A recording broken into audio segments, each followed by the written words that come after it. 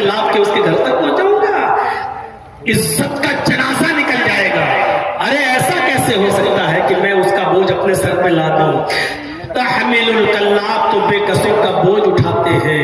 व तक्सिबुल मादूम, आप तो मोहताजों को कमाकर खिलाते हैं, आप उनके काम आते हैं। जो कमाई आपने कमाई है बकरियां चरा चरा कर, जंगलों में जा जाकर, कपड़ा बेच बेच कर, आपने बिजनेस करके, फेरी करके, तिजारत करके जो आप कमाते हैं, आप मोहताजों पर वो खर्च कर देते हैं। आप तो मोहताजों को खाना खिलाते हैं, आप तो उनको कमा कर देते हैं। वो तक़रीज़ ज़ैफ़, आपके अंदर चौथी खूबी है कि आपके घर से कोई मेहमान भूखा नहीं जाता है, आप तो मेहमान नवाजी करते हैं। आप भूखे रह जाते हैं लेकिन मेहमान की मेहमान नवाजी में कमी नहीं आने देते। वो तुईनु अला नवाइबिल हक़, मुश्किल हालात में भी आप अम्रे हक़ का साथ देते हैं, सच्ची बात का साथ देते हैं। राहे गुलगश्ता को आप रास्ता दिखाते हैं, उसको उसकी मंजिल तक पहुंचाते हैं। मेरे प्यारे साथियों, गौर करो, हजरत खदीजा ने ये नहीं कहा कि आप तो अल्लाह की बहुत इबादत करते हैं, कई कई दिन का खाना ले जाते हैं और आप तो अल्लाह की इबादत में लगे रहते हैं, आप तो सिर्फ उसी के सामने सजदा करते हैं। ये खूबी बयान नहीं की। हजरत खदीजा ने कहा आपको अल्लाह ज़ाय कर ही नहीं सकता, आपको अल्लाह रुसवा कर ही नहीं सकता, आपको अल्लाह बर्बाद कर ही नहीं सकता। और उसकी वजह यह है कि आप अल्लाह के बंदों के साथ हुकूकुल इबाद का लिहाज रखते हैं, ख्याल करते हैं। आप अल्लाह के बंदों के साथ अच्छा सुलूक रखते हैं, रिश्तेदारी को जोड़ते हैं, बेकसों का बोझ उठाते हैं, मोहताजों को खाना खिलाते हैं, मेहमान नवाजी करते हैं और मुश्किल हालात में हमारे हक का साथ देते हैं। ये खूबियां आपके अंदर है, तो फिर आपको अल्लाह बर्बाद कैसे कर सकता है? आपको अल्लाह ज़ाहिर कैसे कर सकता है? मेरे प्यारे साथियों, अंदाजा लगाइए, ये है हुकूकुल इबाद। नबी अकरम जनाब बुखारी की रिवायत ही है, हजरत मोहम्मद रसूलुल्लाह सल्लल्लाहु अलैहि वसल्लम ने एक मर्तबा मजलिस में तमाम सहाबा से जब पूछा तो यही तो कहा था, मन अस्बह मिनकुमुल यौमा साइमन, आज कौन ऐसा शख्स है जिसने सुबह इस हाल में की कि वो रोजे से हो, नफली रोजे के बारे में। तो अबू बकर सिद्दीक ही उठे थे। फिर आपने कहा कि मन अस्बह मिनकुम, आज किसने सुबह इस हाल में की कि उसने किसी मिस्कीन को और मोहताज को खाना खिलाया हो। फिर आपने पूछा ऐसा कौन है जिसने आज किसी बीमार आदमी की अयादत की हो। मन अस्बह मिनकुम, तुम में से कौन है जिसने आज आद मिनकुम मरीज़न, जिसने आज किसी मरीज की अयादत की हो। फिर आपने पूछा तुम में से कौन है आज जिसने सुबह इस हाल में की हो कि वो किसी जनाजे में शिरकत किया हो और किसी मस्जिद के साथ साथ कब्रिस्तान तक उसके साथ गया हो। मेरे भाइयों, चारों बार में हजरत अबू बकर सिद्दीक ही उठे, हजरत अबू बकर सिद्दीक उठे। मैंने ही मिस्कीन को खाना खिलाया, मैं ही बीमार को आज देखने गया, मैं ही आज एक जनाजे में शिरकत भी की, उसकी नमाज जनाजा भी पढ़ाई और उसको कब्र में उतारा भी। ये सारी खूबियां मेरे अंदर आज मैंने इस हाल में सुबह की है। हाँ, इसके साथ साथ हुकूकुल्लाह भी अदा किया। वो अलग बात है कि रोजा फर्ज नहीं था, लेकिन इसके बावजूद मैंने नफली रोजा रखा। एक काम था सिर्फ नफली रोजा, बकिया तीनों चीजें जो बताई वो हुकूकुल इबाद से ताल्लुक रखती है। तो अल्लाह के नबी सल्लल्लाहु अलैहि वसल्लम ने क्या फरमाया, जिसने सुबह इस हाल में की वो जन्नत में मेरे साथ होगा, वो जन्नत में दाखिल होगा। आए अबू बकर तुम जन्नत के अंदर दाखिल होगे। मेरे प्यारे साथियों, गौर करो, हुकूकुल इबाद की ये अहमियत है, हुकूकुल इबाद का ये मकाम और ये मर्तबा है। आज हम क्या हुकूकुल इबाद का ख्याल रख रहे हैं? जाइएगा, सोचिएगा, हमारा पड़ोसी के साथ क्या मामला है। हुकूकुल इबाद में सिर्फ इतना ही नहीं आता है, गैर मुस्लिमों के साथ क्या सलूक है, मुसलमानों के साथ क्या सलूक है, मुस्लिम कैदियों के साथ क्या सलूक है, औरतों के साथ क्या सलूक है, बीवियों के साथ क्या सलूक है, बेवाओं के साथ क्या हमारा सलूक है, यतीमों के साथ क्या हमारा सलूक है, गैर मुस्लिमों के साथ क्या हमारा सलूक है। अरे शरीयत ने तो जानवरों तक के हुकूक बयान किए हैं। और पढ़िएगा, जानवरों के चैप्टर को खोल के अल्लाह के नबी सल्लल्लाहु अलैहि वसल्लम ने यहां तक मुतय्यन किया है कि अगर कोई जानवर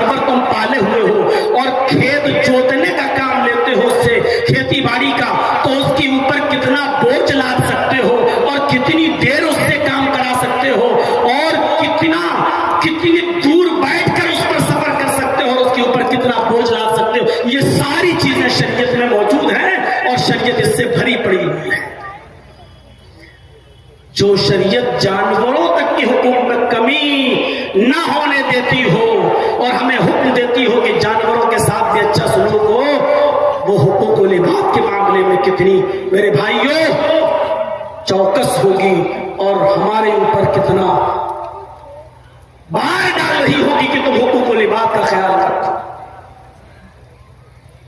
वो हदीस तो आपने सुनी होगी, हदीस कुदसी है मुस्लिम शरीफ की। 20 मरतबा आपने अपने इलाके के उलमा से सुना होगा, 20 मरतबा आपने अपने इलाके के उलमा से सुना होगा। हदीस कुदसी है वो। हदीस कुदसी कहते ही उसी को है जिसमें अल्लाह के नबी सल्लल्लाहु अलैहि वसल्लम ये कहें कि अल्लाह फरमाता है, नबी अकरम सल्लल्लाहु अलैहि वसल्लम कहें कि अल्लाह ने फरमाया, वो हदीस कुदसी कहलाती है। क़यामत के दिन अल्लाह रब्बुल आलमीन एक शख्स को बुलाएगा, सीधे उससे यही सवाल करेगा। मुस्लिम शरीफ की हदीस, आए मेरे बंदे,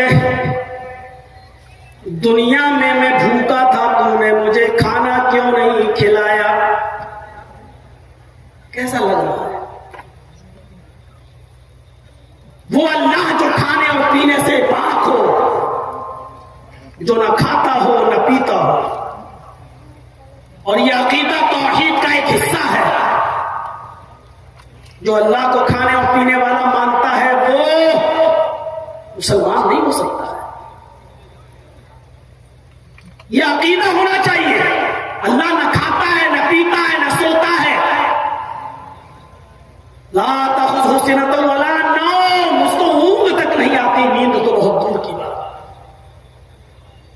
ऊंघ तो जानते ही है ना, और ना जानते हो तो जुमे के दिन चले जाइएगा मस्जिद में, जाते ही होंगे।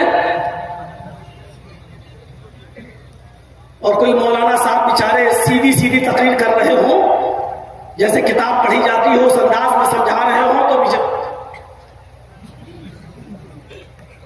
ये उसको ये भी नहीं आता। लेकिन कयामत के दिन अल्लाह एक इंसान को बुलाएगा, इधर आओ, उससे कहेगा, दुनिया में मैं भूखा था, तूने मुझे खाना क्यों नहीं खिलाया? और उस आदमी का जवाब भी यही होगा, आय अल्लाह, तुझे कौन खिलाएगा और कैसे खिला सकता है? तू तो खाता ही नहीं। आय अल्लाह, तू तो सारी कायनात को खिलाने पिलाने वाला है, फिर तू कैसे? उसके जवाब में अल्लाह रब्बुल आलमीन जो कहेगा, अरे मेरे बंदे, दुनिया में मेरा फला बंदा भूखा था। अरे मेरे बंदे, दुनिया में मेरा फला बंदा भूखा था। अगर तूने उसको खिलाया होता तो तू मुझे उसके पास पाता। उसके पास पाता मतलब ये थोड़ी कि मैं वहां मौजूद होता, यानी मैं तेरी मदद के लिए हासिल रहता।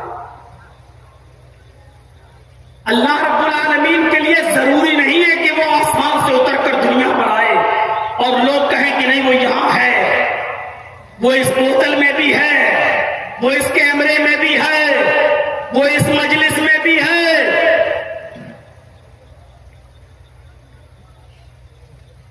अल्लाह आसमान पर है, सुम्मा इस्तवा अलल अर्श, वो अर्श पर है। हाँ, उसका इल्म हर जगह है, वो अपने इल्म के एतबार से हर जगह। मेरे बंदे, अगर तूने उसको खिलाया होता तो तू मुझे उसके पास पाता है, नहीं मैं तेरी मदद करता। जब तू उसका नहीं हुआ तो मैं तेरा नहीं, क्यों तेरी मदद करूं? कितनी बड़ी हुकूक लिबाद की तरफ इशारा कर रही है यह हदीस। एक भूखे को खाना खिलाना, खिलाना ही नहीं, दूसरों को उभारना भी। अरे मोहताजों को, मिस्कीनों को खाना खिलाओ, ये शरीयत का एक हिस्सा है। वला यहुद्दु अला ताआमिल मिस्कीन, ये वो शख्स है जो लोगों को, फकीर, मोहताज और भूखों को खाना खिलाने के लिए उकसाता नहीं था, उभारता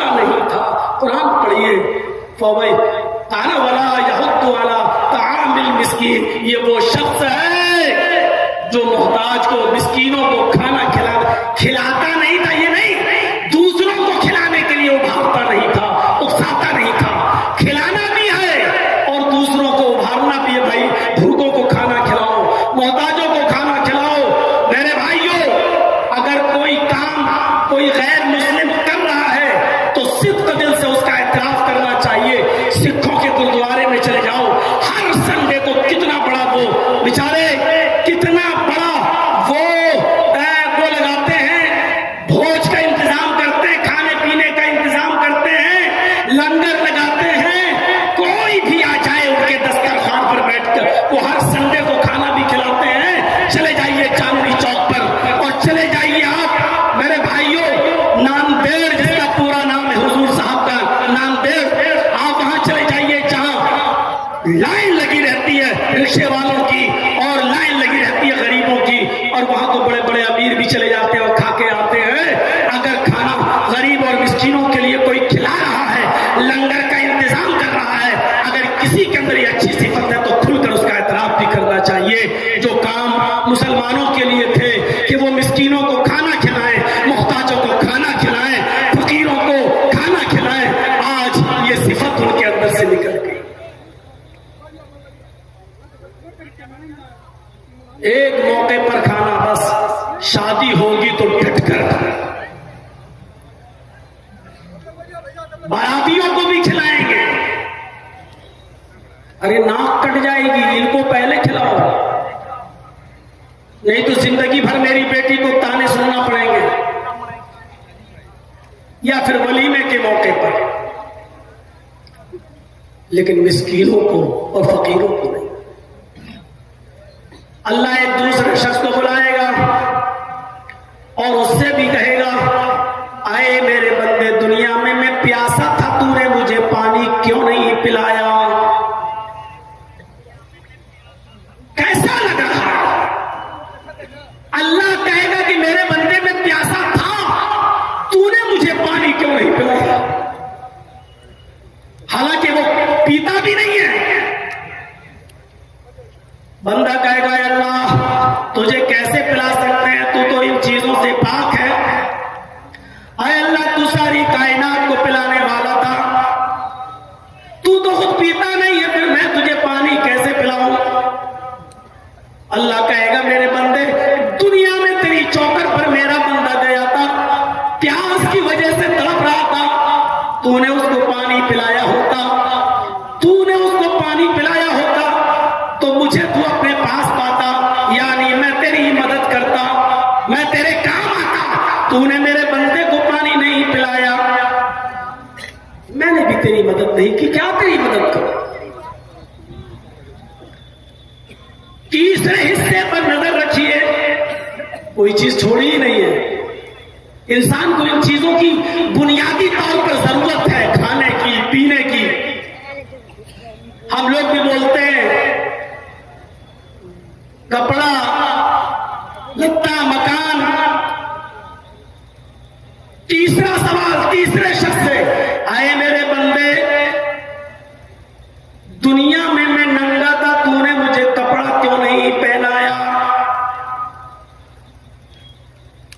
जुमला देखिए, मेरे बंदे, दुनिया में मैं नंगा था, तूने मुझे कपड़ा क्यों नहीं पहनाया? अल्लाह, तू तो सारी कायनात को पहनाता है, तू तो इन चीजों से पाक और साफ है, तुझे कैसे पहनाए कोई? तू तो सबको पहनाने वाला है। तशबीह होती है और दी जाती है। एक दूसरी हदीस कुदसी में खुद अल्लाह के रसूल ने फरमाया कि अल्लाह फरमाता है, अल इज़्ज़ु इज़ारी वल किब्रियाउ रिदाई फमन नाज़अनी फी कुल्लि वाहिदिन मिनहुमा फक़द अज़्ज़बतहु अज़ाबन शदीदा। यह भी मुस्लिम शरीफ की हदीस है। यहां अल्लाह ताला ने खुद दो कपड़ों का लफ्ज इस्तेमाल किया। मेरे बंदों में भी दो कपड़े पहनता हूं। अल इज़्ज़ु इज़ारी, इज्जत मेरी लुंगी है, वल किब्रियाउ रिदाई, तकब्बुर मेरी चादर है। तुम जिस तरह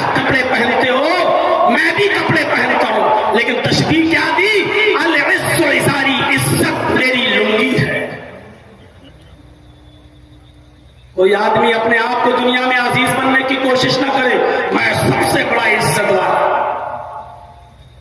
कोई आदमी दुनिया में अपने आप को मुतकब्बिर न बनाए, मैं कुछ हूं, मैं ये हूं, मैं वो हूं। कभी कभी फोन पे, तुम अभी मालूम है तुम किससे बात कर रहे हो?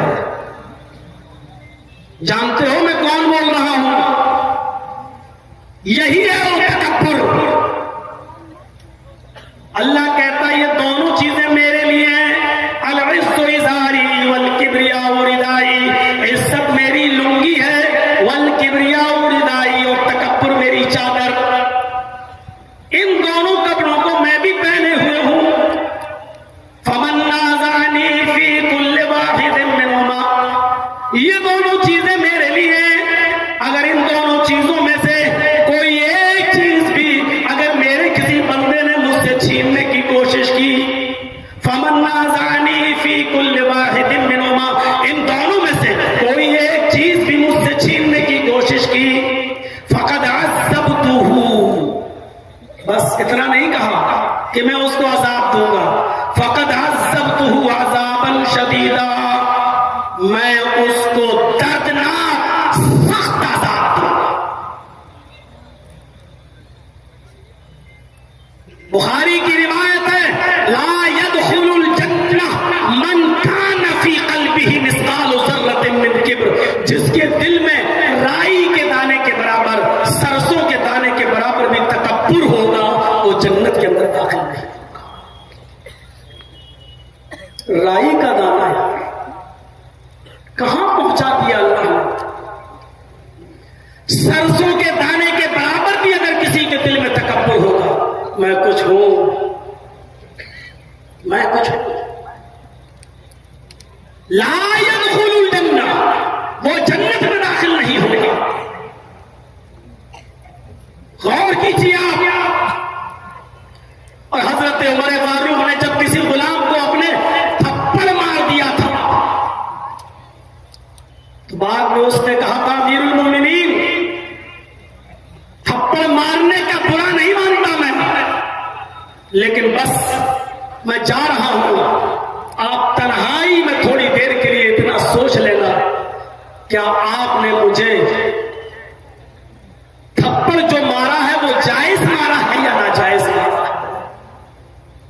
अपने मुलाजिमों पर जुल्म करने वालों, अपने मातहतों पर धौंस जमाने वालों, जरा गौर करो। हजरत उमर फारूक ने कहा, मैं इस्तंजा कर रहा था, पेशाब कर रहा था, और तू अमीरुल मोमिनीन चिल्ला रहा था। जब तुझे मालूम है कि मैं इस्तंजा कर रहा था, तो तुझे चीखना नहीं चाहिए, चिल्लाना नहीं चाहिए। उसने कहा, अमीरुल मोमिनीन, मुझे नहीं मालूम था कि आप इस्तंजा कर रहे हैं। भला अगर मैं देख लूं कि आप इस्तंजा कर रहे हैं, पेशाब के लिए बैठे हुए, तो मैं क्यों कहूंगा मेरी नजर आपके ऊपर नहीं पड़ी? अगर पड़ जाती तो मैं क्यों चीखता? हजरत उमर ने कहा, क्या तुम ये बात हल्फ बिल्लाह के साथ कह सकते हो? उसने कहा, मैं अल्लाह की कसम खाकर कहता हूं कि मुझे नहीं मालूम कि आप इस्तंजा कर रहे थे। हजरत उमर ने कहा, जब तूने अल्लाह की कसम खाकर ये बात कह दी, तो फिर अब मैंने जो थप्पड़ मारा तुझे नाजायज मारा है, इधर आ, अब तू भी बदला ले ले। ये रहा मेरा गाल, जितनी जोर से मैंने तुझे थप्पड़ मारा, उतनी जोर से तू भी मुझे मार ले। उसने कहा, अमीरुल मोमिनीन, आपको अपनी गलती का एहसास हो गया, मैंने माफ किया। फरमाया, नहीं, इसी दुनिया में तुम्हें इंतकाम लेना होगा, इसी दुनिया में तुम्हें बदला लेना होगा। कयामत के दिन में अपनी एक नेकी भी तुम्हें नहीं दे सकता हूं। तुम इसलिए मुझे माफ कर रहे हो क्योंकि मैं अमीरुल मोमिनीन हूं, इसकी वजह से तुम मुझे नजरअंदाज कर रहे हो? नहीं। उसने फिर कहा, जिस तरह मैंने कसम खाकर एतराफ किया कि अल्लाह की कसम मैंने आपको इस्तंजा करते हुए नहीं देखा, उसी तरह मैं अल्लाह की कसम खाकर कहता हूं कि मैंने दिल से आपको माफ कर दिया। सबके सामने उमर फारूक कह रहे हैं कि मुझे भी थप्पड़ मारो। आप सबके सामने अपनी एक हल्की सी शिकायत नहीं सुन सकते हो। और हजरत उमर तो सबके सामने कह रहे मुझे थप्पड़ मारो। तकब्बुर का शायबा तक नहीं। बात थोड़ी सी घूम गई, उधर चली गई। मैं नंगा था, तूने मुझे कपड़ा क्यों नहीं पहनाया? कहेगा ना, तू कैसे नंगा रह सकता, तू तो सारी कायनात को पहनाता है। तो अल्लाह रब्बुल आलमीन कहेगा मेरे बंदे तेरी चौखट पर फटे पुराने कपड़े पहने हुए आया था, तुझे मालूम था कि आदमी बेचारा गरीब है, इसके पास कपड़ा पहनने के लिए भी पैसा नहीं है, खरीदने के लिए भी पैसा नहीं है। तेरे पास कपड़े की फैक्ट्री थी, कपड़े का गोदाम था, पैसा था, कपड़ा खरीद कर उसको दे सकता था, लेकिन तेरी चौखट से ना उम्मीद और ना मुराद लौटा। इसलिए अगर तू उसकी मदद करता तो मैं तेरी मदद के लिए हाजिर हूं, मैं तेरी मदद करता। अगर तू उसको कपड़ा पहनाता तो तू मुझे उसके पास आता। गौर करो मेरे प्यारे साथियों, यह हदीस हुकूकुल इबाद पर कितनी बड़ी अहमियत रखती है और क्या बताती है कि भूखे, नंगे, मोहताज, गरीब ऐसे लोगों के लिए हमें और आपको इस दुनिया में पैदा किया गया है, उतारा गया है कि तुम जमीन वालों पर रहम करो, आसमान वाला तुम्हारे ऊपर रहम करेगा। ये सब हदीसें ऐसे ही मस्जिदों में सुनाने के लिए नहीं होती कि सुन लो एक कान से और दूसरे कान से उड़ा दो। मोहम्मद रसूलुल्लाह एक जंग के लिए ऐलान कर रहे हैं, लोगों ने अपने अपने नाम लिखा दिए हैं, सब तैयार हैं जंग में जाने के लिए। अब अल्लाह के नबी सल्लल्लाहु अलैहि वसल्लम ने उस जिहाद के लिए लोगों से सदका मांगा, लोगों से ताउन मांगा, लोगों से फरमाया आए लोगों, ऐसे ही जिहाद नहीं होता है, तलवारें लेना पड़ती है, तीर लेना पड़ते हैं, नेजा लेना पड़ता, घोड़े खरीदना पड़ते, जीन लेना पड़ता है, बहुत सी चीजों की जरूरत होती है। पता नहीं जंग में कितने दिन लग जाए, खुर्दोनोश खाने पीने की चीजों को भी लेना पड़ता है। इसलिए इसमें आपने उकसाया कि सदका करो, खैरात करो, जिसके पास जो हैसियत हो वो दे, अपनी अपनी हैसियत के मुताबिक ताकुल फरमाए। दारमी और तबरानी के अल्फाज हैं, अल्लाह के नबी ताकुल मांग रहे हैं।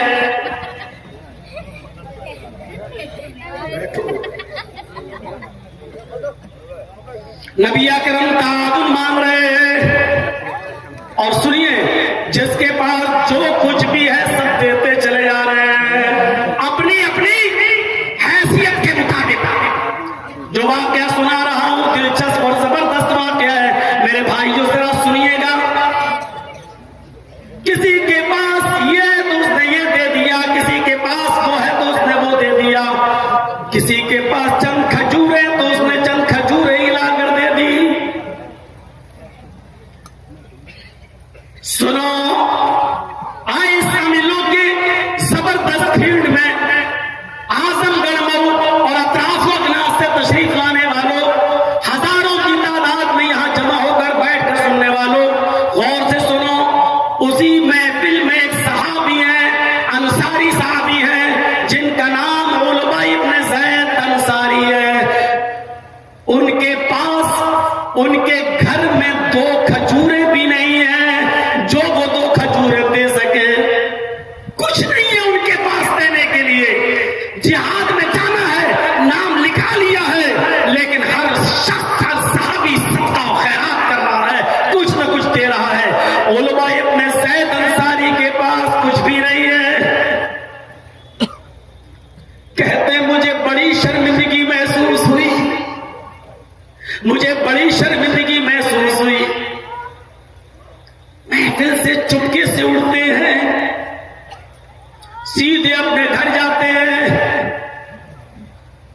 इशा की नमाज पढ़ते हैं, लेट जाते हैं, यही सोचते हैं कि अल्लाह मेरे पास ऐसी कोई चीज नहीं है कि मैं भी उसको सदका दे सकूं, मैं भी उसको ज़कात में निकाल सकूं। अल्लाह के रसूल ने ताउन मांगा, मैं नबी अकरम को दे सकूं, नबी अकरम सल्लल्लाहु अलैहि वसल्लम को पहुंचा सकूं। आधी रात के बाद उठते हैं, वुजू बनाते हैं, 2 रकात नफिल नमाज पढ़ते हैं और 2 रकात नफिल नमाज के बाद अल्लाह से यूं दुआ करते हैं। गौर कीजिए दुआ क्या कर रहे हैं।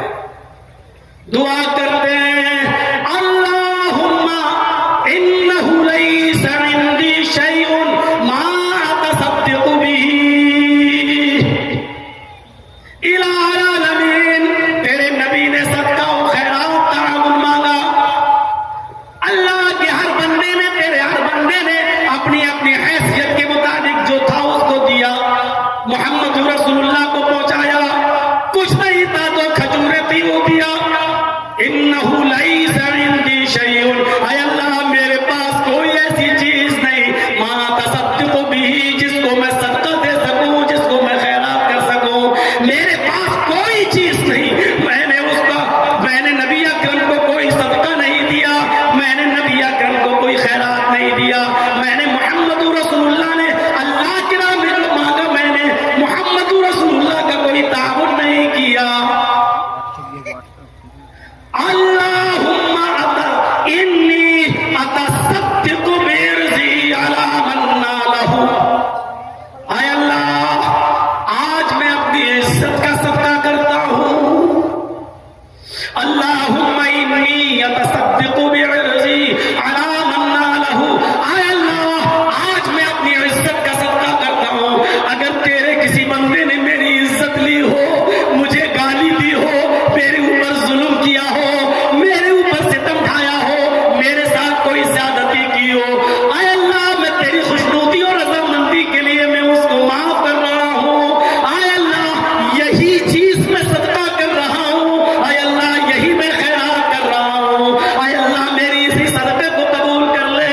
आय अल्लाह जाने अनजाने में अगर किसी ने मुझे गाली दी हो, अगर किसी ने मेरा हक मारा हो, अगर किसी ने मेरी इज्जत के साथ सौदेबाजी की हो, मुझे लानो मलामत किया हो, आय अल्लाह किसी ने मेरे ऊपर जुल्म किया हो और मैंने उससे कोई बदला न लिया हो, आय अल्लाह अल्लाहुम्मा इन्नी अतसद्दक़ु बिर्ज़ी, आय अल्लाह मैं अपनी उस इज्जत का सदका करता हूँ, मैं अपनी उसी इज्जत को सदका दे रहा हूँ।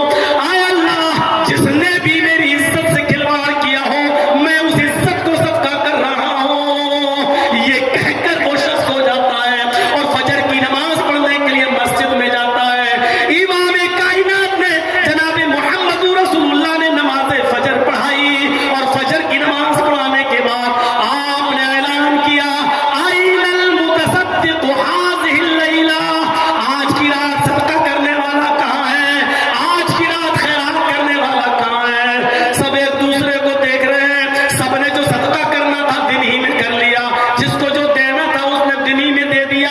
रात में तो किसी ने सदका ही नहीं किया है और अल्लाह के नबी कह रहे हैं, आइनल मुतसद्दिक़ु हाज़िल लैला, आज की रात जिसने सदका किया वो कहाँ है।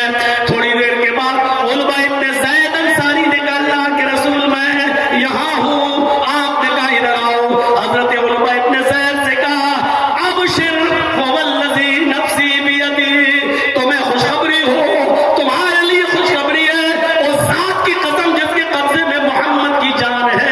अभी अभी जिब्रील ने मुझे बताया है कि जाओ आज की रात सदका देने वाले से कह दो कि अल्लाह रब्बुल आलमीन ने तुम्हारे सदके को मकबूल सदके में लिख लिया है। तुम्हारा सदका कद कुतिबत फिर ज़कातिल मुक़ब्बिला, अल्लाह रब्बुल आलमीन ने मकबूल ज़कात में उसको लिख लिया है।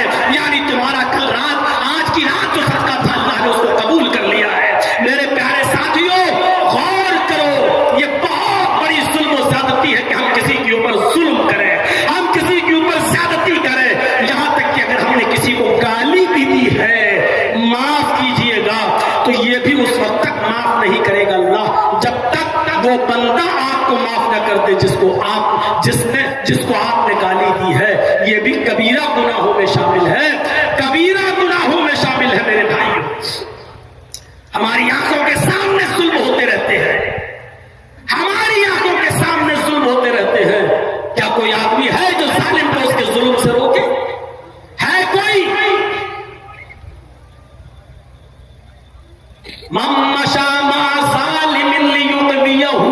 अल्लाह के नबी फरमाते हैं, जो जालिम के साथ चला इस इरादे के साथ कि जालिम को तकवीयत पहुंचाए, इस इरादे के साथ कि जालिम का साथ दे, जालिम को तकवीयत पहुंचाए, फकद खरज मिनल इस्लाम, अल्लाह के नबी फरमाते हैं कि वो इस्लाम से निकल जाता है, वो इस्लाम से खारिज हो जाता है। हम गौर करें, कितने ऐसे मौके हैं जो हम अपने जालिम दोस्त का साथ देते हैं। पहले से फोन पे कह दिया जाता है, मेरे दोस्त आज हक अदा कर दीजिए मेरा, आज फला फला आदमी की गवाही में तुम थोड़ा सा हमारी तरफ से बोल दो। आप जानते हैं कि मेरा दोस्त हमसे झूठ बुलवा रहा है, आप जानते हैं कि मेरा दोस्त जालिम है, लेकिन इसके बावजूद